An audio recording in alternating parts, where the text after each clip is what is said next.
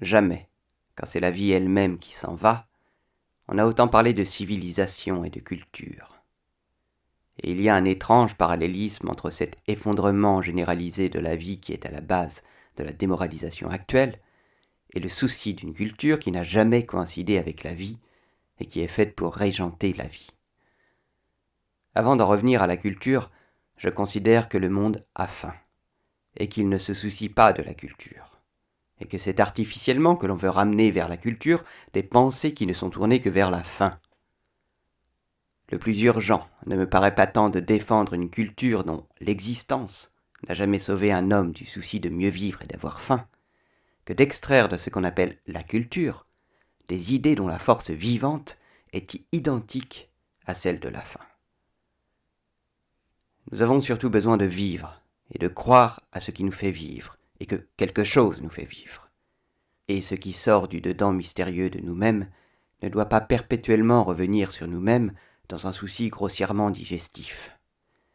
Je veux dire que s'il nous importe à tous de manger tout de suite, il nous importe encore plus de ne pas gaspiller dans l'unique souci de manger tout de suite notre simple force d'avoir faim.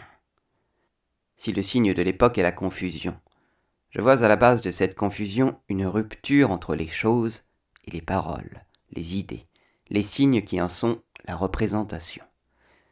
Ce ne sont certes pas les systèmes à penser qui manquent. Leur nombre et leurs contradictions caractérisent notre vieille culture européenne et française. Mais où voit-on que la vie, notre vie, ait jamais été affectée par ces systèmes ?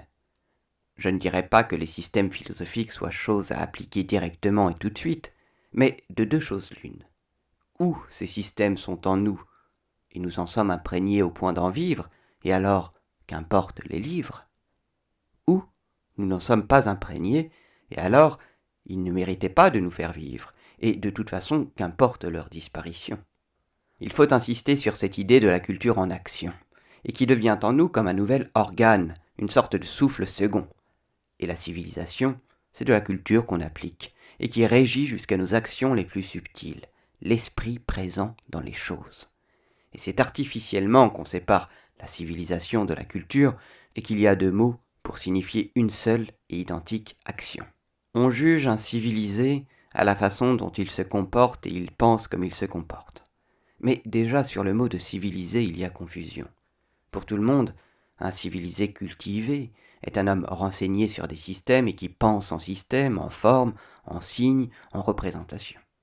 C'est un monstre, chez qui s'est développée jusqu'à l'absurde cette faculté que nous avons de tirer des pensées de nos actes, au lieu d'identifier nos actes à nos pensées. Si notre vie manque de soufre, c'est-à-dire d'une constante magie, c'est qu'il nous plaît de regarder nos actes et de nous perdre en considération sur les formes rêvées de nos actes, au lieu d'être poussés par eux. Et cette faculté est humaine exclusivement. Je dirais même que c'est cette infection de l'humain qui nous gâte des idées qui auraient dû demeurer divines. Car loin de croire le surnaturel, le divin inventé par l'homme, je pense que c'est l'intervention millénaire de l'homme qui a fini par nous corrompre le divin. Toutes nos idées sur la vie sont à reprendre à une époque où rien n'adhère plus à la vie. Et cette pénible scission est cause que les choses se vengent, et la poésie qui n'est plus en nous, et que nous ne parvenons plus à retrouver dans les choses, ressort tout à coup par le mauvais côté des choses. Et jamais on n'aura vu tant de crimes, dont la bizarrerie gratuite ne s'explique que par notre impuissance à posséder la vie. Si le théâtre est fait pour permettre à nos refoulements de prendre vie, une sorte d'atroce poésie s'exprime par des actes bizarres où les altérations du fait de vivre démontrent que l'intensité de la vie est intacte et qu'il suffirait de la mieux diriger. Mais si fort que nous réclamions la magie, nous avons peur, au fond, d'une vie qui se développerait tout entière sous le signe de la vraie magie.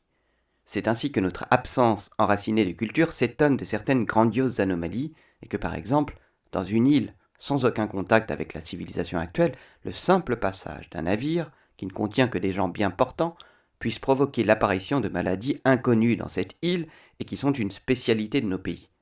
Zona, influenza, grippe, rhumatisme, sinusite, polynévrite, etc., etc. Et de même, si nous pensons que les nègres sentent mauvais, nous ignorons que pour tout ce qui n'est pas l'Europe, c'est nous, blanc qui sentons mauvais. Et je dirais même que nous sentons une odeur blanche, blanche comme on peut parler d'un mâle blanc. Comme le fer rougit à blanc, on peut dire que tout ce qui est excessif est blanc. Et pour un Asiatique, la couleur blanche est devenue l'insigne de la plus extrême décomposition.